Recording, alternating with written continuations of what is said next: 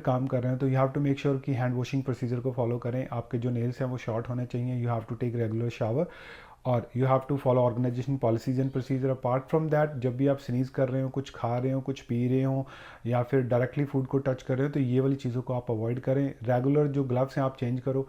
आपके जब जो भी आप एक टास्क से दूसरे साथ जंप कर रहे हो, नाइफ यूज़ कर रहे हो, तो you should not use that same knife.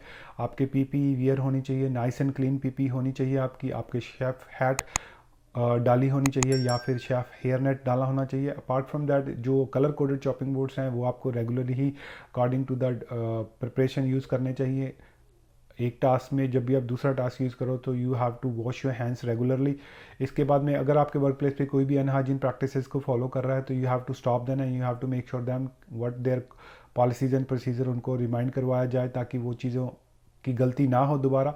Cold food 0 to 5 degree में होना चाहिए और जो रीहीटेड फूड है वो अबव 75 डिग्री होना चाहिए और नॉर्मल जो बैनबरीज का टेम्परेचर है वो आपका 65 डिग्री होना चाहिए।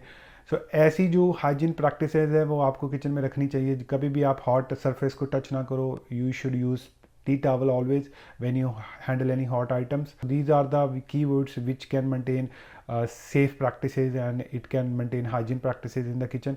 So ये वाले आप आंसर में इंक्लूड कर सकते हो। और भी इसमें यह है कि एक्स्ट्रा ज्वेलरी नहीं पहननी होनी चाहिए और मेक श्योर करें कि आपके जो कोई भी टास्क आप कर रहे हो उस टास्क को क्लीन करने के बाद में you have to make sure you sanitise them.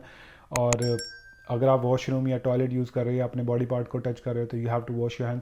इस प्रकार जो जो और भी हाइजीन प्रैक्टिसेस हैं वो भी आप अपने आंसर में इंक्लूड कर सकते हैं। सो ये 12 क्वेश्चन थे जो इस टेस्ट में पूछे गए हैं। उन भाई साहब का, लकी भाई साहब का जो टेस्ट है वो बहुत अच्छा गया। असेसर ने उनको बोला कि I am impressed and you have done a great job. इस प्रकार से उनका टेस्ट गया है।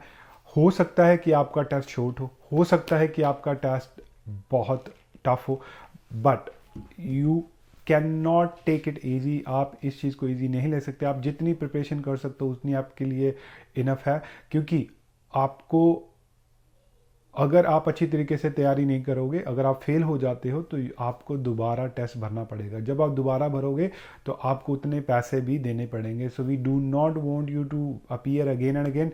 That's what we are here for. अगर आप थोड़ी कंसल्टेशन करके उस चीज़ को बचा सकते हो, that is very great of you. अगर अभी तक आपने इस चैनल को सब्सक्राइब नहीं किया है तो make sure you subscribe it now and hit the like button. And ऐसे ही और वीडियोस जो आपकी जानकारी के लिए इजाफा करेंगी लेके आता रहूँगा। तब तक हमें हो गया।